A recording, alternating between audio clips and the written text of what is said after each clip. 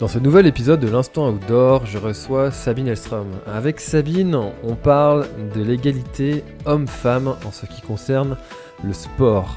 Avec Sabine, on va vous parler est-ce que les femmes ont finalement les mêmes chances que les hommes d'être meilleures, d'être bons, d'arriver au plus haut de leur potentiel ? Quelles sont les règles de la société qui les brident un petit peu dans cette recherche de performance ? Quels sont tous les sujets qui tournent autour de l'égalité homme-femme ? On parle un petit peu de causes sociétales et on va traiter de sujets comme le départ des femmes sur certaines courses qui a des lieux un petit peu plus tôt que les hommes. Quel est l'avis de Sabine sur ce sujet-là et sur bien d'autres sujets ? C'est un sujet qui est un petit peu houleux pour certaines personnes, mais en tout cas je suis très content de l'avoir abordé avec Sabine et j'espère qu'il vous apportera beaucoup, et si c'est le cas, n'hésitez pas à le partager autour de vous si ça vous fait plaisir. Très très bonne écoute dans l'Instant Outdoor. Bon, alors aujourd'hui je suis en compagnie de Sabine pour ce nouvel épisode du podcast l'Instant Outdoor, et avec Sabine on va parler des différences hommes-femmes principalement au niveau sociologique et au niveau de l'entraînement aussi. On va parler des différences hommes-femmes qui peuvent exister dans le sport. Mais avant tout ça, comment vas-tu Sabine ? Bonjour François, bonjour tout le monde. Merci de m'accueillir. Moi, je vais bien.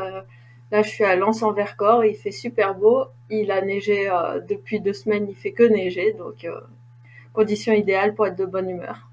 C'est vrai que j'ai eu l'occasion d'échanger notamment avec Patrick Board qui est passé sur le podcast et qui nous disait que la neige était tombée à gros flocons chez lui dans le Jura et que là les conditions étaient parties pour le ski. Je t'avoue qu'en Bretagne on connaît pas ça. Hein. Oui, j'imagine. Ouais. Après, tu peux faire des bains froids. Toute l'année en plus on peut faire ça. Mais voilà, Méthode Wim Hof garantie. t'as pas le choix. Alors Sabine, est-ce que tu pourrais te présenter en quelques mots pour tous ceux qui ne te connaissent pas, s'il te plaît ? Oui. Alors, donc j'ai 33 ans. Actuellement, donc je suis à la fois auto-entrepreneur en tant qu'entraîneuse. Je vais dire entraîneuse, ça plaît beaucoup aux féministes de dire entraîneuse. Et aussi, du coup, j'exerce encore des vacations à la fac dans une matière que les étudiants n'aiment pas beaucoup, en biomécanique. Donc le but, c'est d'essayer de les faire adhérer à cette matière. Et aussi, j'ai la joie d'intervenir, c'est comme ça que tu me connais, dans le D8 Trail de Grenoble. Et sinon, d'un point de vue sportif, actuellement, mon sport principal, c'est le trail. Enfin non, justement, du coup maintenant c'est le ski de fond parce que ici, à part à part galérer dans la neige, on peut plus trop courir là. Mais en compétition, ça reste le trail, mon sport principal maintenant. Mais bon, comme tous les gens qui ont 33 ans, on a fait d'autres sports avant puisqu'on savait pas que le trail existait. Donc, je suis passée par différents sports. D'abord de la natation quand j'étais à l'école primaire. Et puis après, je voulais pas m'orienter vers la compétition en natation. Donc, je suis allée dans un club de ski de fond. Sauf que tout le monde faisait de la compétition. Donc, je me suis mis à faire de la compétition comme tout le monde. Ça m'a énormément plu. Après au lycée, j'ai eu la chance d'aller dans un lycée sport de montagne, donc j'ai été très touche à tout pendant le lycée. Et après, pendant les études, j'avais commencé par des études de médecine sage-femme. Enfin, faut passer par médecine pour faire sage-femme, donc où je faisais plus que de l'activité. En fait, je courais pas mal parce que le but c'était de pas passer trop de temps. Et donc j'étais dans un club aussi pour que ça reste social. Et après, je me suis réorientée, ce que j'aurais peut-être dû faire dès le début, en STAPS. Et donc là, c'est là que j'ai découvert le trail et ça a été le gros coup de cœur, justement, parce qu'on était en nature, que c'était beaucoup plus simple que le ski de fond où qu'on habite et qu'il n'y avait pas de facteur matériel et tout. Donc, et puis j'ai aussi rencontré des personnes extraordinaires, donc j'ai beaucoup adhéré au trail à tel point que en fait j'ai fait une thèse sur la performance en trail courte distance, donc sur les aspects biomécaniques et physiologiques.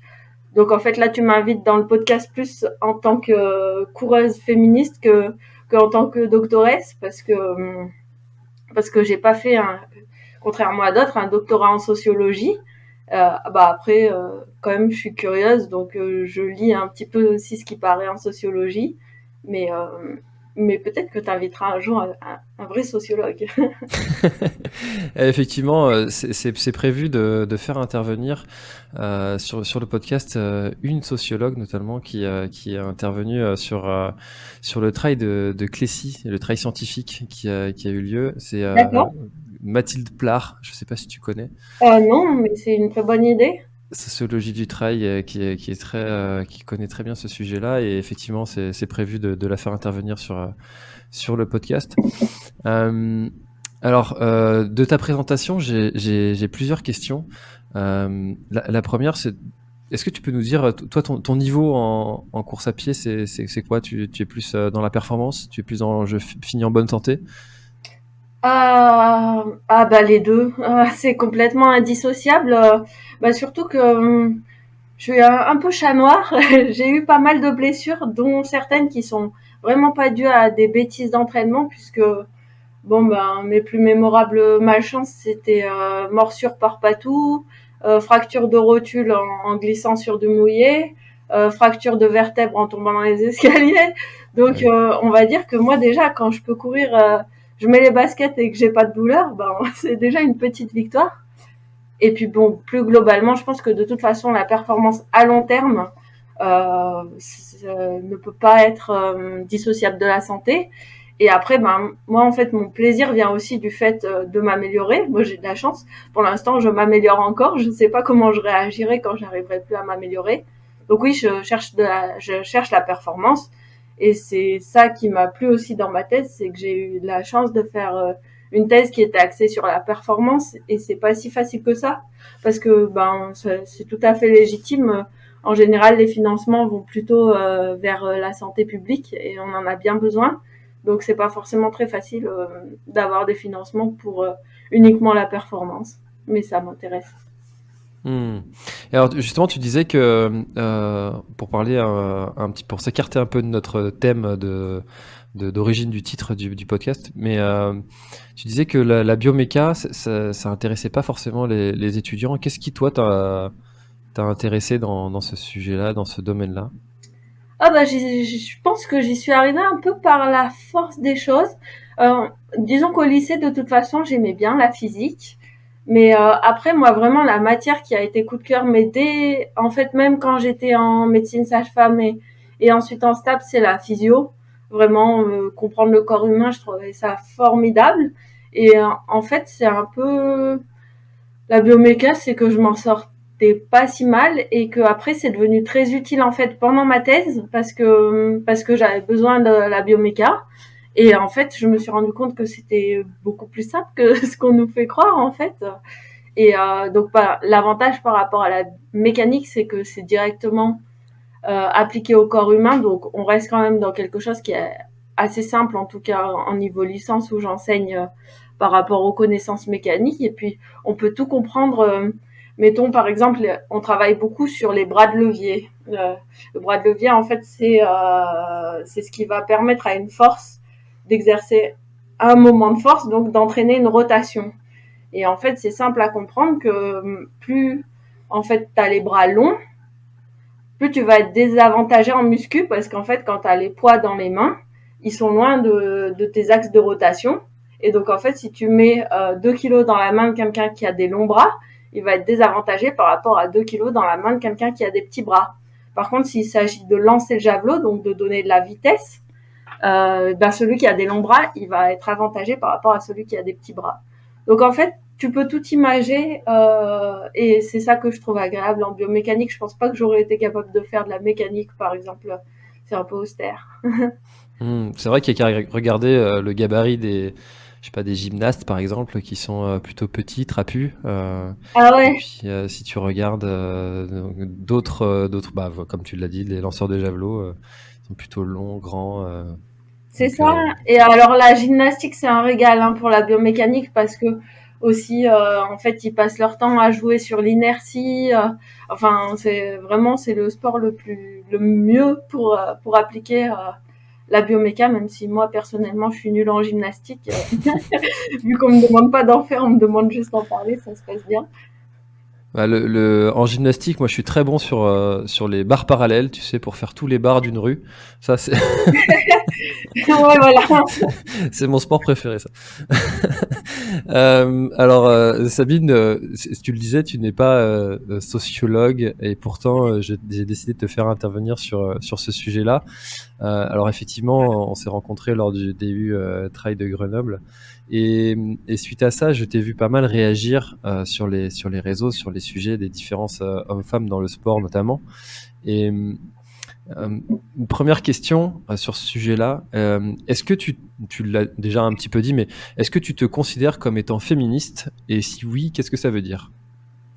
Ah ben oui, moi, avec grand plaisir.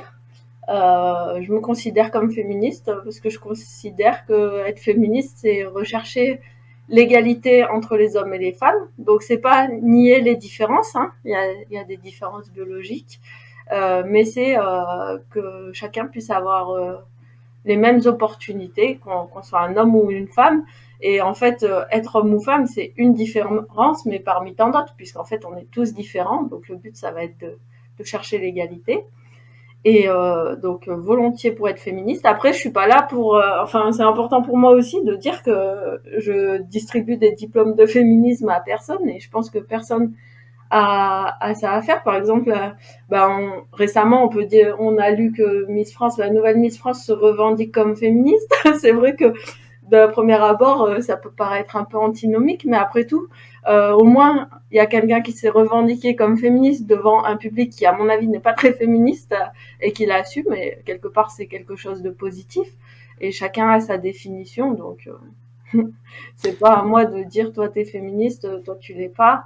Et le plus insupportable, c'est quand on reproche à quelqu'un de desservir la cause sous prétexte qu'il ou elle a pas la même vision du féminisme. C'est un peu énervant. Il vaut mieux essayer de comprendre pourquoi on n'a pas la même vision. Est-ce que c'est pas justement la meilleure façon de délivrer le message que d'arriver au plus haut de la contradiction de ce message? Comme la Miss France. Par exemple. Ouais, ben quelque part, du coup, ça oblige à se demander effectivement. Elle, en fait, elle se revendique comme féministe parce qu'elle dit que elle a envie d'être Miss France et que être féministe, c'est permettre, comme je disais, aux femmes d'avoir toutes les opportunités. Et pour elle, son opportunité ultime, c'est d'être Miss France. Donc, dans ce sens-là, ça se tient. Après, ce que d'autres féministes, dont moi, vont reprocher au Miss France, c'est ce que ça implique. C'est que ça implique que la beauté, c'est être jeune, être célibataire, ne pas avoir d'enfants. Donc, en gros, on va dire, il faut être une jeune vierge, hein, même s'ils vont pas faire du coup, des tests de virginité, c'est quand même dans l'imaginaire des gens, c'est ça. Donc, c'est Cendrillon, c'est la Belle au bois dormant et tout. On a beau dire qu'elles ont des tests de connaissances, j'ai jamais vu une Miss France qui se faisait élire grâce à ses connaissances, hein. Et donc c'est une certaine beauté stéréotypée. Il faut aussi être grande, il faut être fine, il faut être ceci, il faut être cela, il faut sourire très très important. Et et tu te fais noter comme un objet quoi sur Amazon. Donc c'est ça qui est choquant en fait. Et voilà, mais si ça peut provoquer le débat, de toute façon, le féminisme, c'est une histoire de débat. En fait, les féministes n'ont jamais été d'accord et heureusement, parce que sinon, en fait, sinon, ça ressemble plus à une religion que à une pensée. C'est vrai que tu as plusieurs courants dans le féminisme. Tu vas avoir les fémènes, tu vas avoir les femmes qui vont être plutôt. Enfin, en fait, il y a des gens qui vont être plutôt modérés, puis il y en a qui vont être vraiment à l'extrême. Ouais, Euh, c'est sûr que tu vas avoir plusieurs façons de délivrer un message. exactement, ouais. Moi, c'est vrai que j'ai un peu une affection pour les extrêmes, dans le sens où je pense que si on reste poli à dire on veut l'égalité en souriant, on y sera encore dans 500 ans, quoi. Mais il faut de tout. Et du coup, le fait qu'il y ait. Euh, parce qu'il y a, je sais pas comment on l'appelle exactement, tu vois, je sais même pas. Mister France, Ouais, ça ça existe ça existe, aussi, ouais. mais du coup c'est moins médiatisé. Ah bah carrément. Ça te choque aussi ou?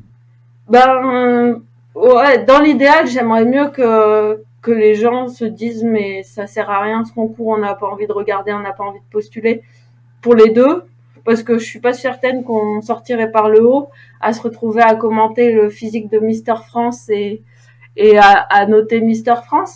Mais c'est vrai que bah c'est fou parce que je pense pas en tant que petit garçon t'as rêvé d'être Mister France enfin. Et du coup les filles, il y a quand même c'est vrai cet imaginaire de la princesse qui est assez récurrent. Il y a des filles qui rêvent d'être Miss France. Moi ça a jamais été mon cas mais si tu regardes en fait dans toutes les histoires par lesquelles on a été bercé, donc là ça progresse vraiment. Mais sur les Disney de quand moi j'étais petite, franchement le rôle intéressant c'était jamais la fille. Moi ça m'intéressait plus de jouer à Simba que à Nala ou où c'est plus sympa d'être Aladdin que Jasmine. Et, euh, et après, bah, à l'adolescence, c'est pareil. Si tu regardes les séries qu'on regardait quand on rentrait de l'école, ben les filles, c'est quoi? C'est elles se crêpent le chignon, elles cherchent à plaire aux gars, et les autres, ils sont drôles, ils ont des vies super intéressantes. Enfin, il y a une grosse injustice. Et du coup, c'est ça, c'est que Miss France, elle a envie d'être Miss France, mais tu peux pas analyser ça sans regarder par quoi elle a été influée. Je crois qu'elle a 24 ans, bah, pendant 23 années avant, quoi. C'est vrai que moi je me souviens de la Miss de mon village, hein, c'est un tout petit village qui fait 6000 habitants l'été, sachant que la population fait x6 l'été en Bretagne. Enfin, moi, je n'ai pas les chiffres exacts, mais c'est quelque chose comme ça. Et par contre, il n'y avait pas de Mister de Mister mon Village. village. Mister Village. Et effectivement, ouais, donc du coup, c'est vrai que ça commence des tout petits. Même si je pense que tu vois, tu prenais l'exemple des dessins animés, ça commence à un peu changer parce que là, je suis allé Ouais, voir récemment Encanto, qui est le dernier Disney. Avec mon fils, je suis allé voir ça et le héros est une femme, enfin une jeune fille. ouais, bah carrément, ouais, ça fait quelques années que Disney, bah après on sait jamais si c'est commercial, mais après tout tant pis. C'est vrai, ils font attention de faire des héroïnes intéressantes, inspirantes. Là, il paraît qu'elle a des lunettes ou des fois ils peuvent en mettre une un peu plus ronde et tout, et c'est cool parce que le problème c'est pas, faut pas que, enfin c'est bien de pouvoir s'identifier aussi à quelqu'un de hyper différent de toi. C'est aussi un des attraits des fictions. Hein. C'est le but. Si t'as que des fictions qui racontent ta vie, c'est pas très intéressant. Le problème, c'est la représentation unique. Donc, il faut pas en venir à avoir que des héroïnes super téméraires. Il faut un peu de tout, quoi. Hmm. Ils ont aussi dans ce dessin animé-là, et l'héroïne, tu sais, il y a toujours dans ce dessin animé-là, il y a toujours les stéréotypes du costaud, du l'intello. Ouais, Et ben là, le costaud, pour le coup, c'est aussi une fille qui est bodybuildée à ah l'extrême. Ouais. ouais, bah, tu vois, des fois, ça peut paraître un peu forcé, mais en soi, moi, je trouve ça quand même super cool parce que avant qu'on ait rétabli l'équilibre, il va en falloir des Disney, Hmm. donc c'est bien. Bien sûr. Et, alors du coup, je t'avais vu réagir aussi pour parler un peu plus dans le Les sport. sports, ouais. Sur, parce qu'on pourrait parler Disney pendant 1 heure. Hein. Moi, Ouais, c'est clair. j'adore le Roi Lion, hein, tout ça, c'est pas Il de problème. y a des Euh, trucs à dire sur Mulan aussi. Pocahontas, la belle. Ouais. En plus, j'adorais Pocahontas, mais bref, passons, vas-y. Et depuis, je nage sur le côté, hein, faut le savoir.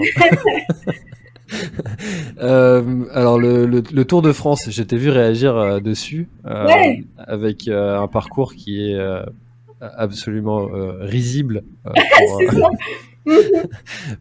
pour le circuit féminin. Euh, ah, alors j'ai tout de suite envie de te poser une question là-dessus. En fait, tu vas avoir l'argument de Sarah Porte pour les sponsors, la visibilité de la course masculine rapporte beaucoup plus et du coup tu peux organiser une course qui est beaucoup plus importante pour le circuit masculin. Qu'est-ce que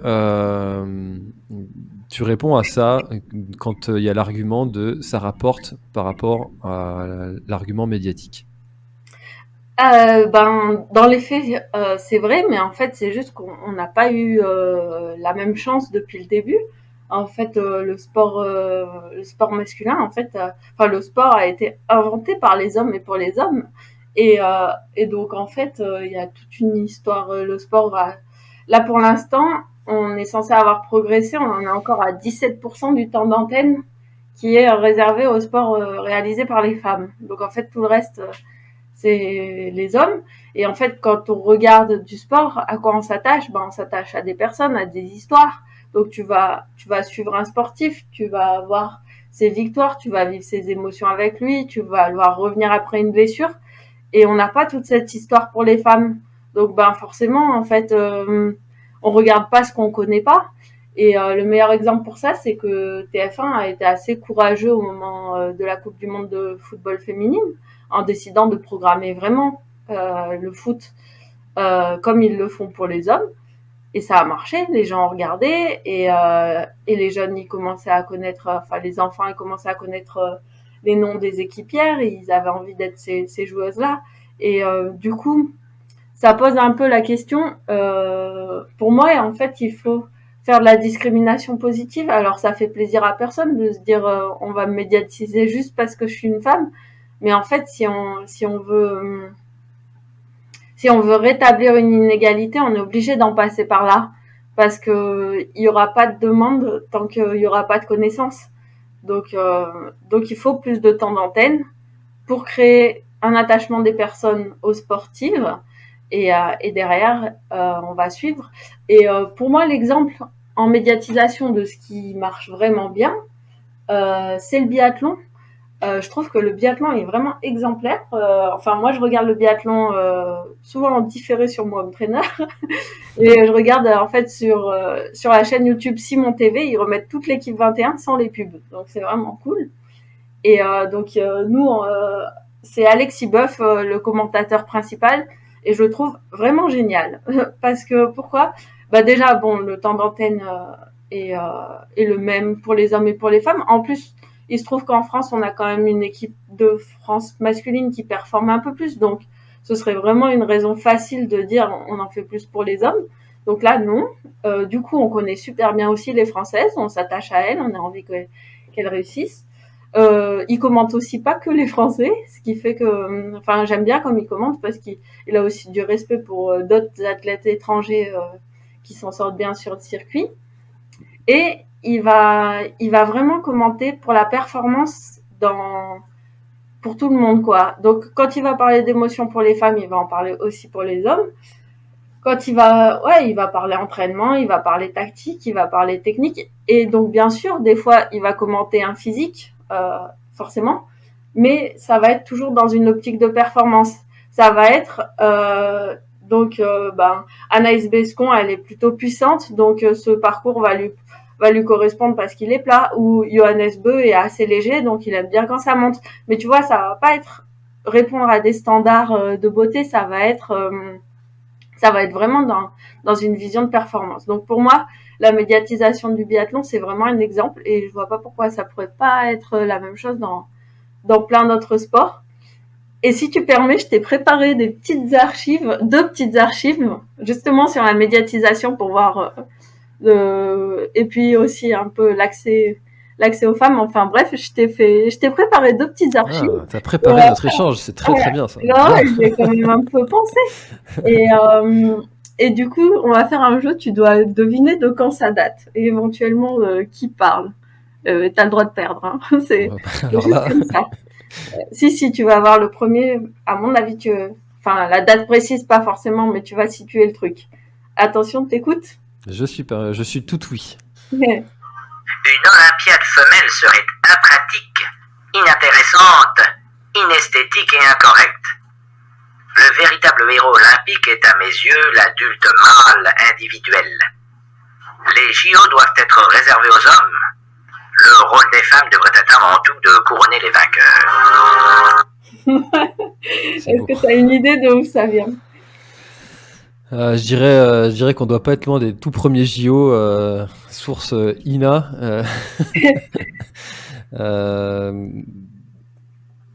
d'où ça peut venir ça? C'est dans des tout premiers commentaires des JO.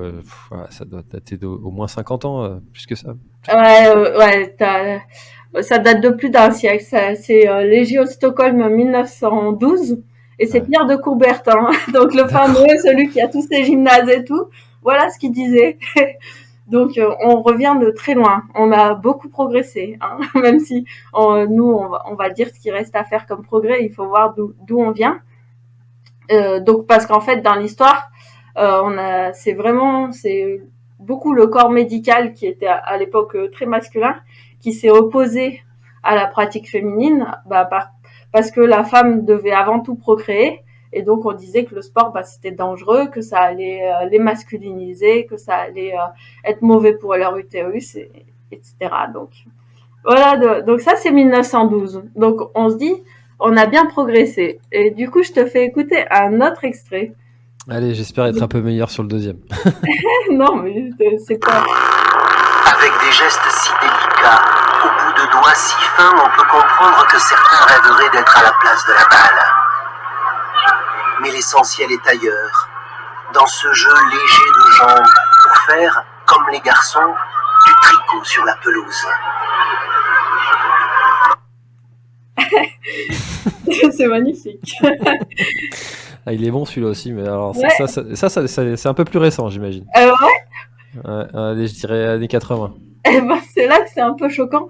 C'est plus d'un siècle plus tard, puisqu'en fait, c'était pendant la Coupe du Monde féminine en 2019, du coup, je crois. Voilà, c'est un commentaire sur TF1. D'accord. Tu vois, il y a pas tout le monde qui a avancé au même rythme. Ok. Et en fait, qu'il y ait une personne qui déclare ça, c'est rigolo, franchement. Mais ce qui est fou, c'est que ça passe quand même sur TF1. Ça veut dire il y a une équipe qui a écouté ça, qui a pas tiqué, qui a pas dit que c'était complètement scandaleux, quoi. La femme qui fait du tricot et qu'on a envie d'être à la place du ballon, enfin, ouais, il reste du chemin. Ouais, c'est sûr, c'est toujours ces sujets-là quand tu te dis il y a toute une équipe derrière qui a laissé passer ça. Et comment ça se fait qu'il ne se soit dit à aucun moment ça risque de perdre parce que enfin, voilà, on parle de TF1 avec quand même de gros moyens, on parle pas d'un youtubeur qui dit ça sur sa chaîne tout seul après avoir préparé sa vidéo dans sa chambre. Il y a quand même une équipe derrière et qui est des codes de communication qui veulent être véhiculés sur le long terme. Ouais, je comprends l'idée de dire que comment est-ce que ça peut passer, quoi. Ben, c'est ça. Et mais bon, du coup, ça c'est caricatural, mais c'est aussi quand même quelque part une tendance un peu plus large où on va plus commenter le sport féminin sur les apparences qui doivent correspondre aux normes de féminité. Donc être mince, pas trop musclé, dans le sens trop musclé, ça veut dire en gros ressembler plus à ce qui est attendu pour les hommes. Être souriante. Donc là, on pourrait en parler aussi pour le trail si tu veux. Et, euh, et pour les hommes, on va être plus dans la performance, la niaque, l'agressivité, voilà, des valeurs qui sont un petit peu connotées comme masculines, mais qui ont aucun fondement biologique, parce qu'en fait, c'est ça le problème.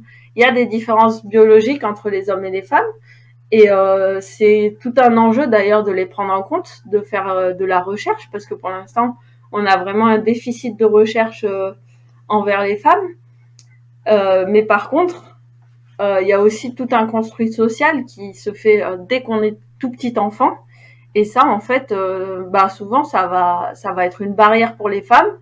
Et pour les hommes, ça va aller leur donner plus confiance en eux et donc les aider plutôt pour la compétition.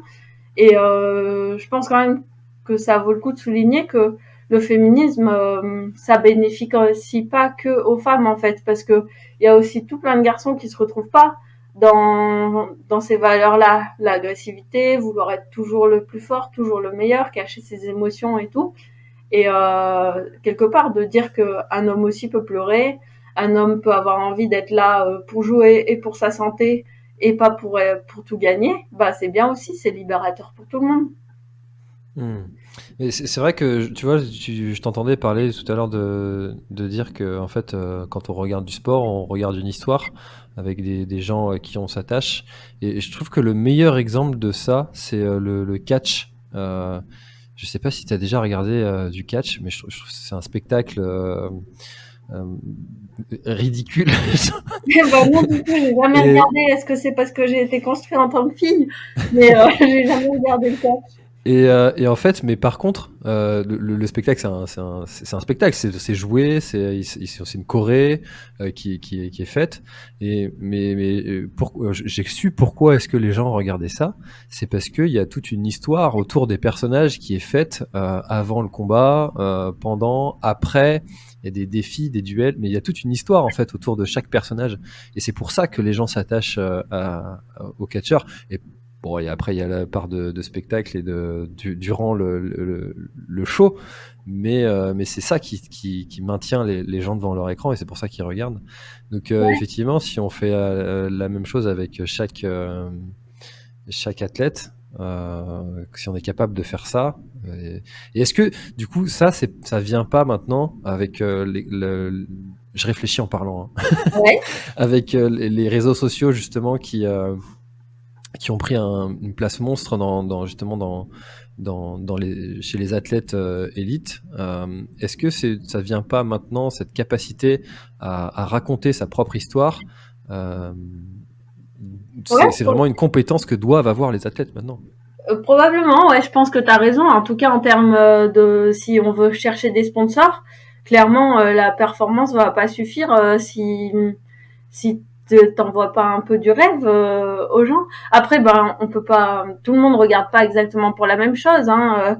Ça peut être, il y a des gens qui vont regarder aussi pour la performance, mais si on regardait le sport que pour la performance, en fait, on autoriserait le dopage et puis on attendrait qu'ils aillent de plus en plus vite et de plus en plus haut etc.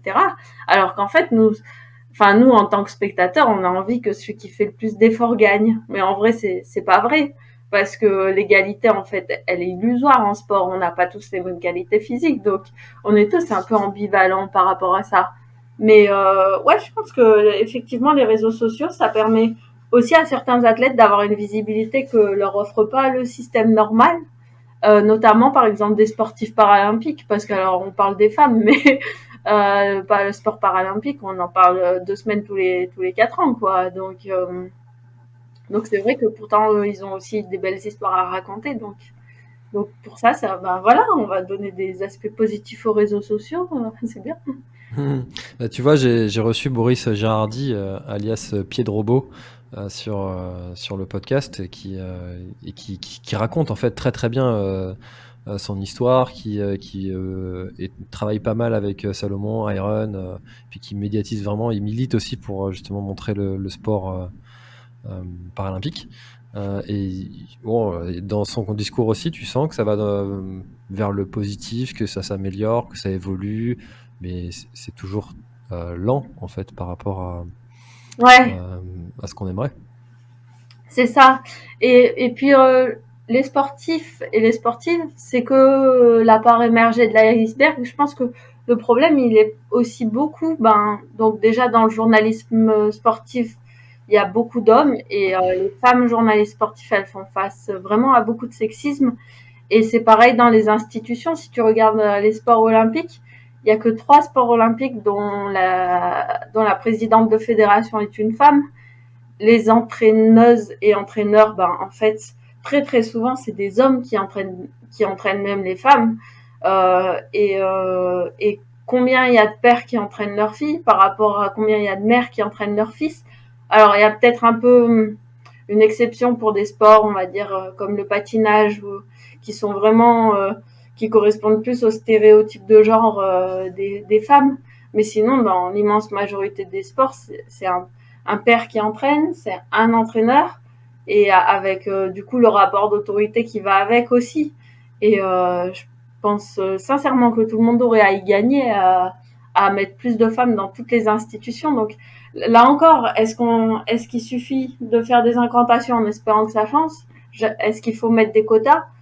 Ce qu'on connaît dans les entreprises ou dans la politique, c'est qu'il y a besoin de mettre des quotas, sinon ça bouge pas. Mais est-ce que le sport va arriver à progresser sans ça? Je sais pas.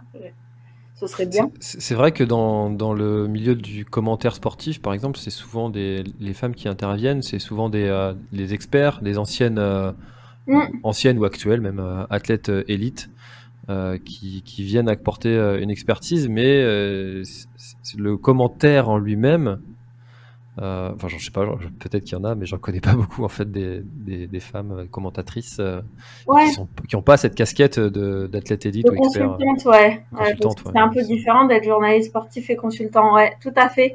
Et ça me fait aussi penser à quelque chose, c'est que on va dire, par définition, l'homme, il va être considéré comme compétent quand il s'agit de parler de sport ou de faire du sport, alors que la femme, elle a toujours, comme on dit en justice, la charge de la preuve. C'est-à-dire qu'elle va devoir faire ses preuves. Si tu es une petite fille, tu t'inscris au foot, pour avoir le droit de jouer en tant qu'attaquante, il faut que tu montres aux garçons que voilà, t'es meilleure, que tu sais marquer les buts et tout. Et quelque part, tu peux te dire c'est positif, ça leur donne la niaque, c'est assez vrai. Mais en fait, c'est dur pour toutes celles qui font pas leurs preuves ou pas du premier coup et qui se retrouvent au cage à se prendre des boulets de canon. Donc, euh, donc ouais, c'est ça, c'est vraiment en fait, on est obligé de se questionner parce que on a tous grandi dans la même société et si tu te poses pas de questions, t'avances pas. Et, Voilà, et c'est sûr que mais bon je sais pas, j'ai l'impression quand même que durant ces dernières années, le ouais, sujet quand même revient souvent sur la table. D'ailleurs, cette semaine sur le podcast dédié aussi à ce sujet-là, on est aussi la preuve. On commence à en parler et tu vois, il y avait Thibaut Besson et Guillaume Millet qui intervenaient pour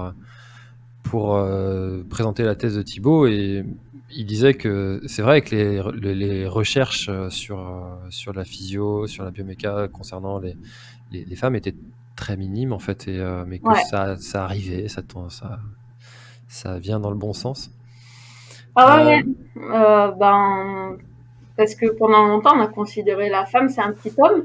Et d'ailleurs, même encore, je dirais que dans la recherche, il y a un certain sexisme, c'est que du coup, on a fait plein de recherches sur les hommes, et maintenant, en fait, on compare les femmes aux hommes. Mais comme si l'homme, à chaque fois, c'est la référence, en fait. Alors que, pourquoi des fois, on se détache pas complètement de la référence et on se dit, bah voilà, on a des femmes, et comment on fait pour les faire performer au maximum? En fait, tu vois, c'est cette question récurrente de ah, est-ce que tu penses qu'une femme va gagner un jour l'UTMB? Ben en fait, déjà, essayons d'avoir 50% de participation de femmes, que ces femmes-là, elles aient eu autant d'opportunités de passer du temps à s'entraîner que les hommes, et après on verra qui arrive devant.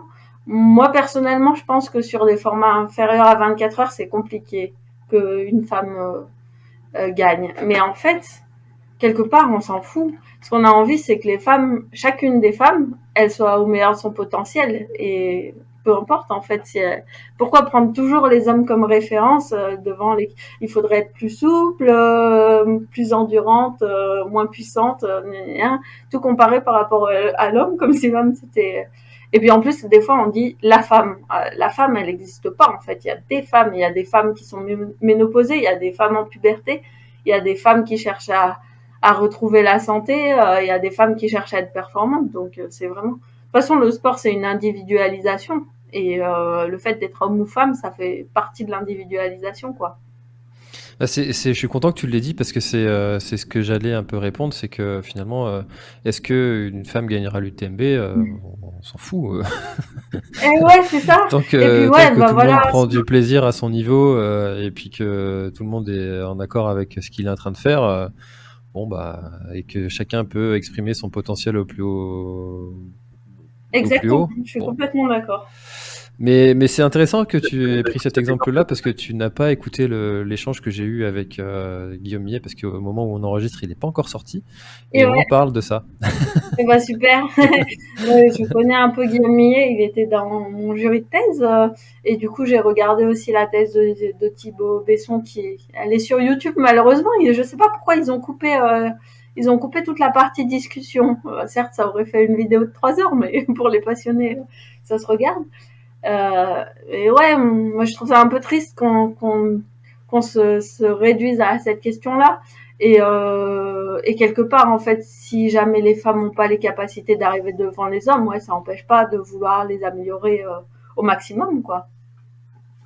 Et après, sur des efforts très très longs, toutes les personnes qui font du raid d'aventure te diront qu'en général, la fille, elle traîne tout le groupe au bout de 2-3 nuits blanches et qu'on a crapahuté longtemps. Donc, je pense quand même que grâce à différentes choses, les femmes, donc, elles ont un meilleur métabolisme lipidique, elles sont plus riches en fibres de type 1. Ben, t'as dû en discuter avec Guillaume et Thibaut, qu'elles sont plus résistantes a priori à la fatigue.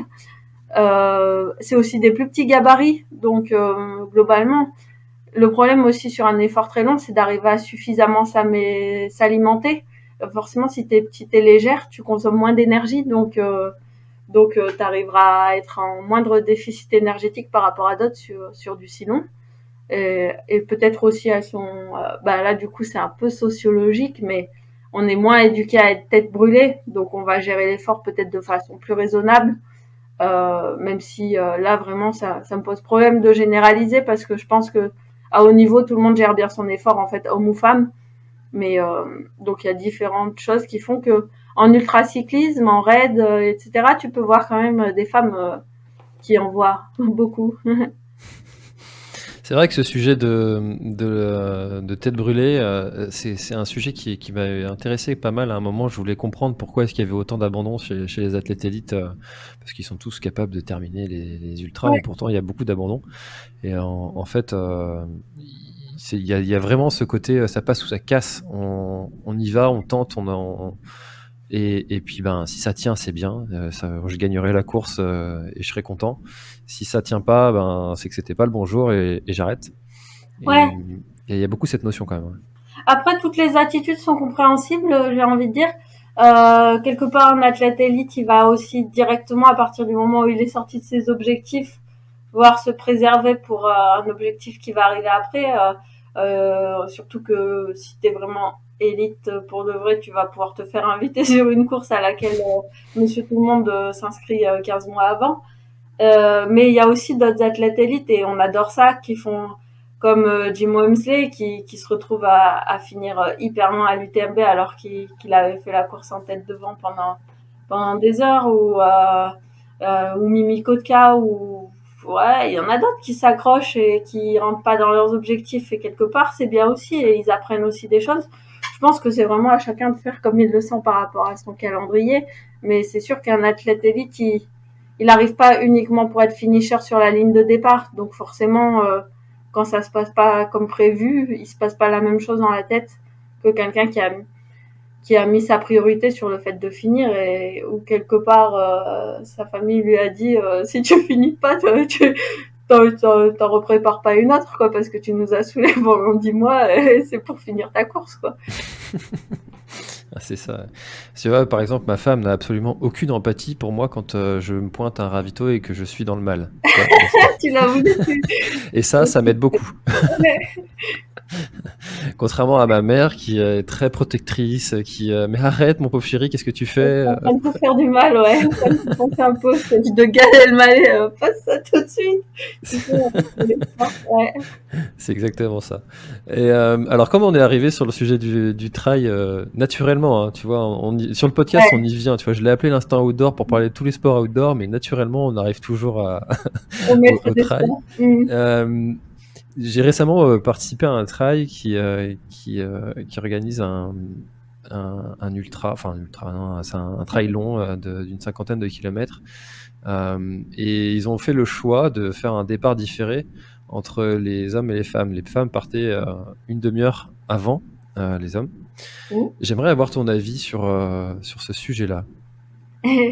Ouais, du coup, il y a plusieurs choses. Déjà, le fait, par exemple, je sais pas si tu as vu passer Cécile Bertin, hein, elle m'a envoyé un article qu'elle a écrit sur carrément le marathon de La Rochelle, où ils mettent les vieux et les femmes à gauche et les hommes à droite, mais ils font partir tout le monde en même temps, mais pas dans le même sas. Donc là, bonjour la discrimination, quoi, ça n'a aucun, enfin, aucun sens. Enfin, un marathon, ce qui a du sens, c'est de faire partir les rapides devant et les lents derrière, en fait, qu'ils soient hommes ou femmes. Là, ce que tu racontes, c'est faire partir devant les femmes et les hommes derrière, et ça part d'une bonne intention, c'est de dire les femmes, elles ont jamais la chance, même quand elles sont les meilleures, de faire la course en tête. Et du coup, ça permet d'avoir des femmes qui font la course en tête, qui vont éventuellement passer la ligne d'arrivée en premier.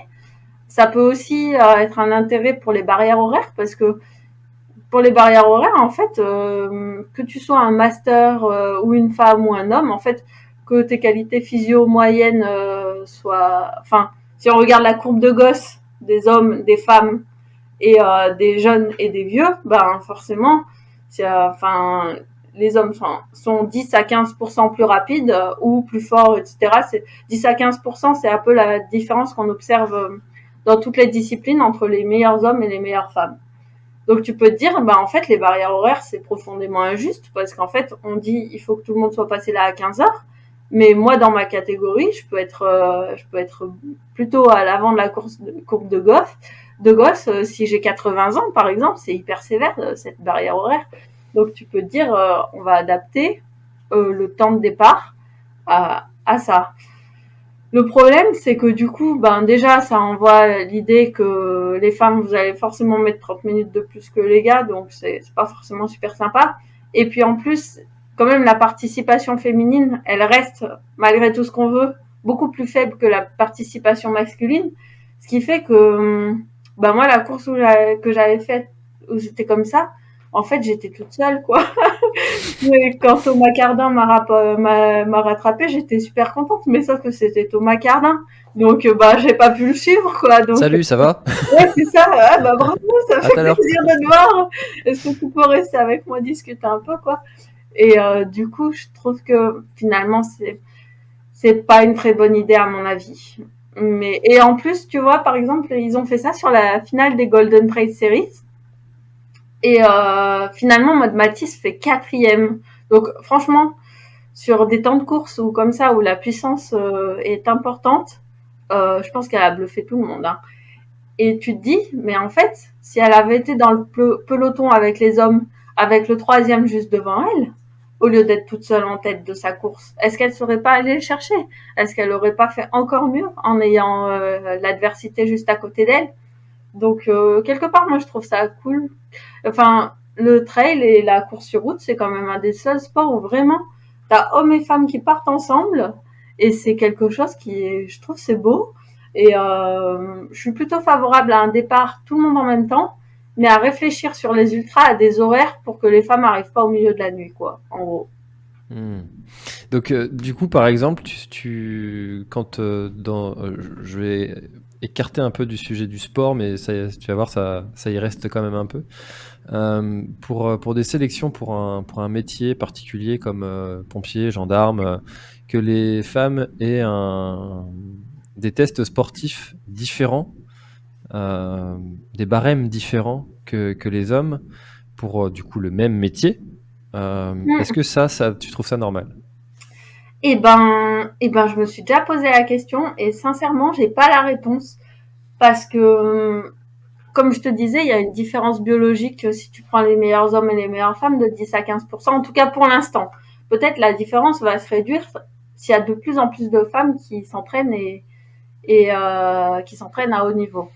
Mais bon, bref, mettons qu'il y a quand même une différence homme-femme. Tu peux te dire qu'il faut adapter les barèmes, mais en même temps, quand tu demandes à un pompier de pouvoir porter telle charge ou courir à telle vitesse, c'est aussi des questions de sécurité. Donc, si tu mets des barèmes plus faciles, faut quand même que ce soit compatible avec le fait de faire le métier correctement. Sinon, en fait, si c'est pour que la femme se fasse percevoir par son entourage comme un boulet, c'est pas top non plus. Donc, franchement, j'ai pas la réponse. J'ai pas la réponse.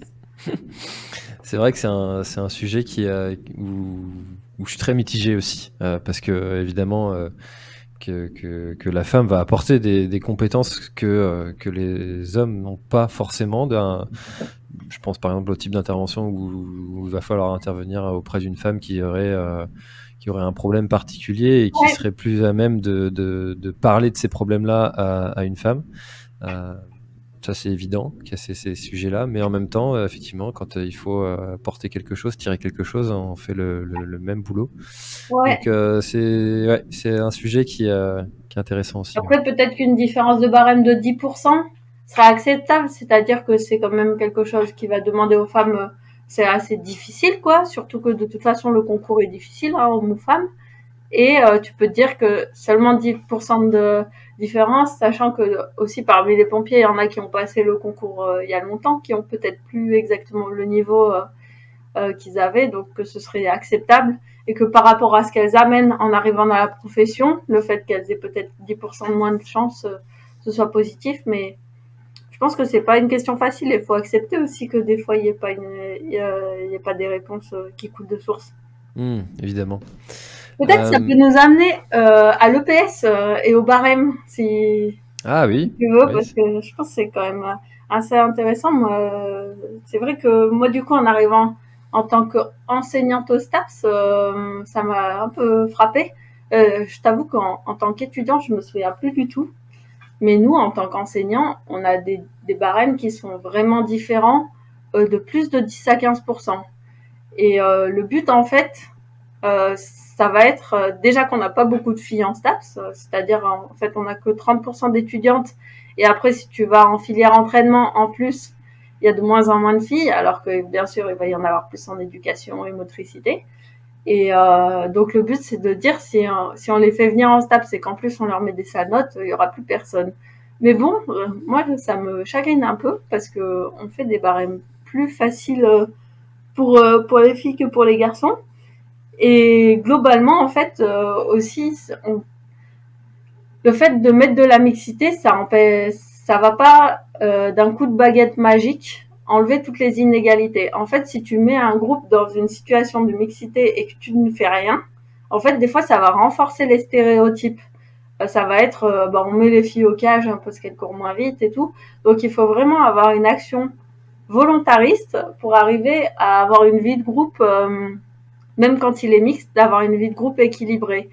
Et pour ça, franchement, du coup, j'ai un modèle quand même qui marche parce qu'on va pas faire que critiquer, on va dire aussi ce qui fonctionne. Par exemple, moi au lycée, donc j'ai eu de la chance, je suis allée à un lycée dans la Drôme, à Die, qui était sport nature, donc où en fait c'était la scolarité rêvée, quoi. On avait des emplois du temps qui étaient très bien agencés pour nous libérer du temps libre, et puis on apprenait tout plein d'activités, donc kayak, spéléo, course d'orientation, ski de rando, ski de fond, mais pas du tout dans une optique de compétition, vraiment pas, plus dans une optique d'être autonome dans sa pratique. Et donc les sélections étaient faites avec des barèmes qui permettaient d'avoir autant de filles que de gars à la base, et on était vraiment dans un contexte où ils nous mettaient jamais en situation de compétition. Donc on avait des évaluations sur le niveau, mais pas uniquement. On avait aussi des évaluations qui portaient sur la connaissance du milieu et sur la sécurité. C'était là où on était le plus intransigeant. Et en fait, vraiment, je me rends compte, à l'époque, je me rendais pas du tout compte du travail que ça devait engendrer, mais en fait, les profs étaient vraiment bons parce que on était vraiment tout le temps dans l'entraide, et il y avait pas de virilité qui était mise en jeu, dans le sens où, par exemple, on allait partir faire un raid en ski de rando, on avait des gros sacs. À l'époque, moi, j'avais quand même déjà la caisse. Si j'étais devant, on mettait un sac plus lourd, en fait, homme ou femme. Et si un gars était derrière, on lui délestait son sac. Et franchement, les gars qui pouvaient se retrouver dans cette situation, ils le prenaient pas mal du tout. Ils arrivaient vraiment à créer un environnement où, en fait, on était vraiment dans l'entraide. Et ça passait aussi par du directif. Par exemple, je me souviens qu'au début, quand on se connaissait pas bien, pour grimper, c'était les profs qui faisaient les doublettes pour éviter justement que les filles restent entre elles et tout. Et c'est vrai que ça passait aussi par de l'autorité, où quand on arrivait au refuge, c'est aussi les profs qui disaient tac tac tac, toi vous préparez le repas, toi vous allez chercher du bois. Et ça évitait du coup le comportement naturel qu'on peut avoir des fois, où ça va être les hommes qui vont aller creuser le trou pour les chiottes et chercher le bois, tandis que les femmes vont commencer à sortir les victuailles et tout.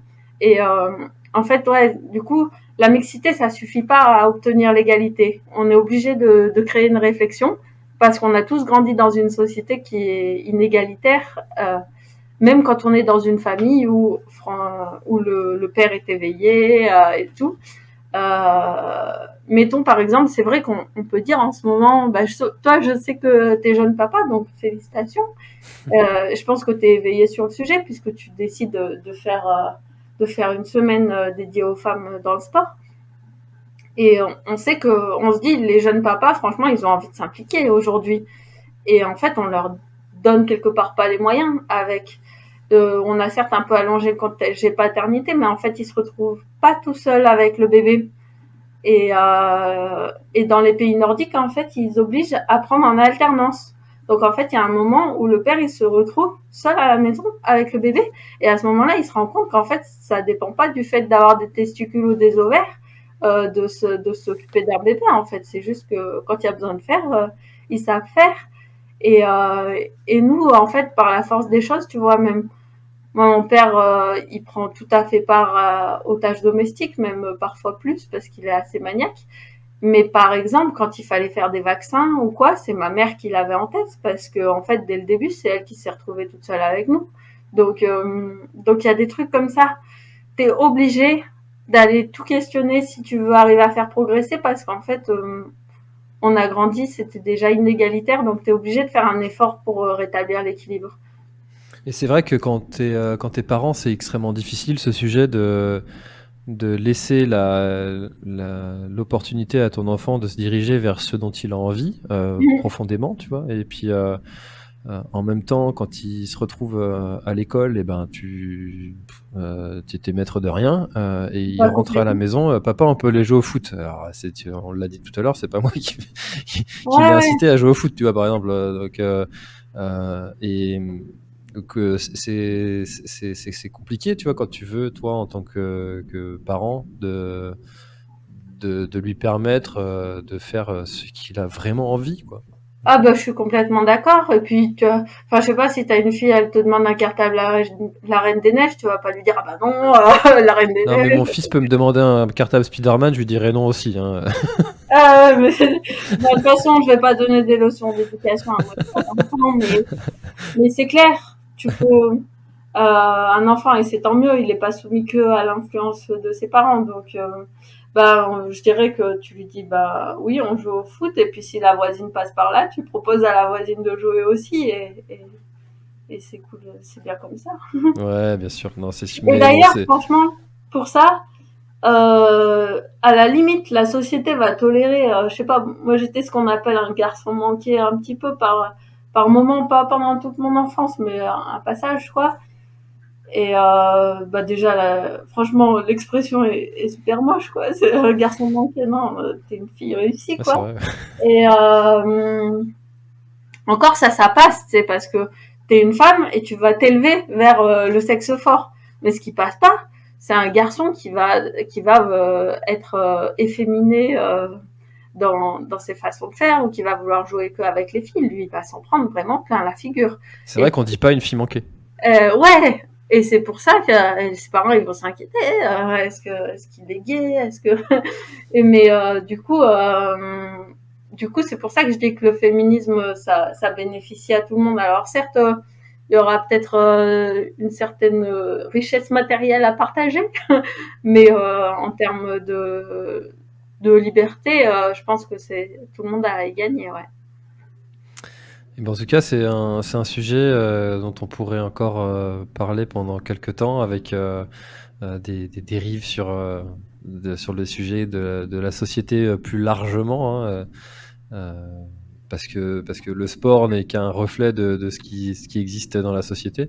Ouais. Euh, Est-ce qu'il y a quelque chose que tu aurais aimé ajouter dont on n'aurait pas encore parlé pour clôturer notre échange? Comme tu dis, il y aurait tellement de choses. Je crois qu'on a déjà parlé de pas mal de choses.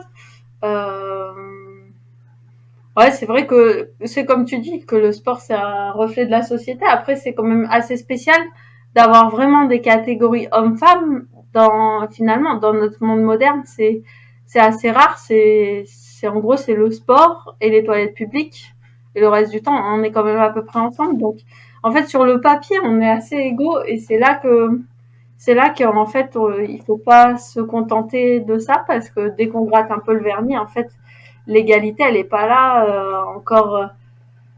Ben, je pense vraiment que la médiatisation a beaucoup à faire parce que encore dernièrement, la une de l'équipe ce week-end, c'était en une un joueur de rugby, donc que je ne m'intéresse pas particulièrement au rugby. Il s'appelle Antoine Dupont, il est meilleur joueur du monde, voilà, et le meilleur joueur. On va savoir comment tu choisis un meilleur joueur dans un sport d'équipe, mais passons. Et en même temps, il y a une Française qui est meilleure joueuse du monde, donc en rugby à 7, donc c'est la version olympique. Elle s'appelle Anne-Cécile Siofani, personne n'en a jamais entendu parler à part les connaisseurs, et elle avait pas sa place, quoi, pas même un petit carré, alors que l'autre avait la une de l'équipe. Donc ouais, il y en a qui résument ça en disant tout a changé, rien n'a bougé. Je pense que c'est pas mal, parce que c'est ça, en fait, je pense qu'il y a ne serait-ce que moi, entre quand j'ai commencé à connaître le trail et maintenant, donc ça doit faire à peu près 8 ans, je trouve qu'il y a vraiment un progrès dans, tu vois, par exemple, Trail Endurance Mag, ils font quand même attention. Quand ils publient le podium masculin, ils vont publier aussi le podium féminin et tout. Et quand ils le font pas, ils se font reprendre, hein. Il n'y a pas besoin de moi, hein. Il y a toujours des gens qui guettent. Et donc ça, c'est vraiment positif. Mais il reste à mon avis, voilà, c'est à faire bouger les instances, les entraîneurs. Franchement, tout le monde aurait à y gagner d'avoir aussi plus d'entraîneuses. Et c'est pas, je dis pas ça parce que c'est mon métier. Je dis ça parce que je pense vraiment. Et quand on voit, par exemple, il y a pas si longtemps que ça, quand en tennis, donc Andy Murray, il fait appel à Amélie Mauresmo pour l'entraîner. Les gens étaient complètement surpris, quoi. Alors que Amélie Mauresmo, qui est entraînée par des hommes pendant toute sa carrière, ça ne choque personne, quoi. Donc c'est fou, les croyances qu'il y a, alors que, enfin, comment tu peux remettre en question la compétence d'Amélie Mauresmo en tennis, quoi. Donc ouais, c'est ça, arriver petit à petit à mettre plus de mixité, mais la mixité d'ailleurs pas que homme-femme, aussi faire de la place aux gens différents, quoi. Parce que c'est vrai que, ça j'ai oublié de le dire quand même, en trail, on est un sport, il y a beaucoup de personnes qui ont fait des études, qui ont, on vient quand même souvent d'un milieu social aisé, il n'y a pas tant que ça de gens qui sont différents, donc il y a quand même un certain entre-soi, et on gagnerait tous à s'ouvrir un peu, quoi. Eh ben écoute, je te rejoins à 100%. Et c'est aussi, je trouve, ce qui fait la beauté de ce sport qu'est le trail, et cette mixité qu'il y a. Tu peux te retrouver au ravito avec un Ouais. avocat, et puis juste après un médecin, et puis juste après, il faut pas que je dise quelque chose qui soit trop sexiste pour clôturer. Une Surtout infirmière. une secrétaire. Faut pas que je dise une secrétaire, surtout. Bon, après, c'est la réalité, hein. Il y a quand même plus de secrétaire femme que de secrétaire homme.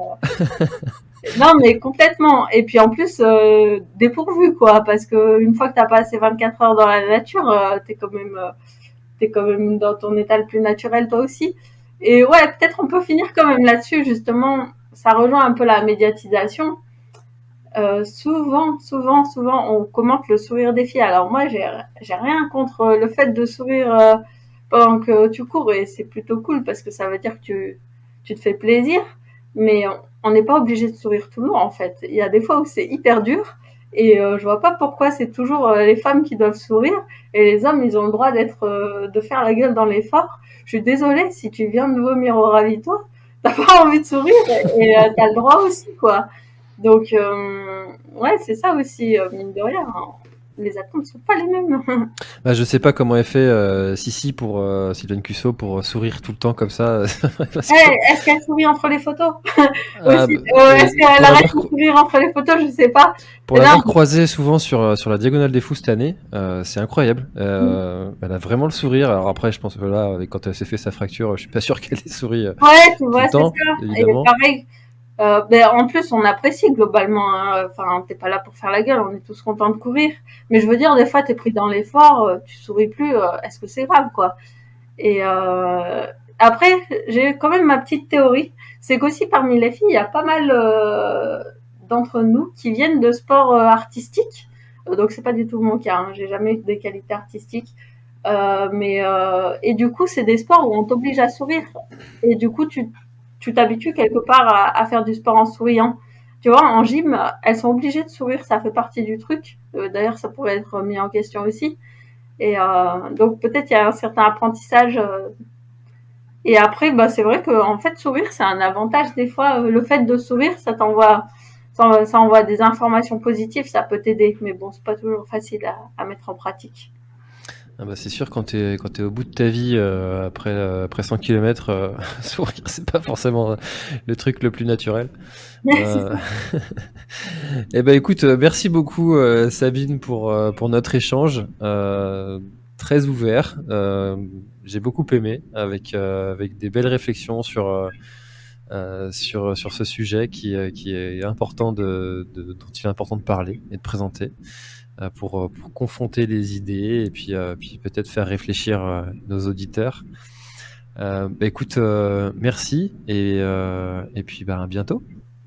Ben, merci à toi, François. Et ben, je finirai en disant que on a le droit d'évoluer dans ses avis et on a le droit aussi des fois de pas avoir d'avis quand on n'est pas renseigné. Et donc, ben voilà.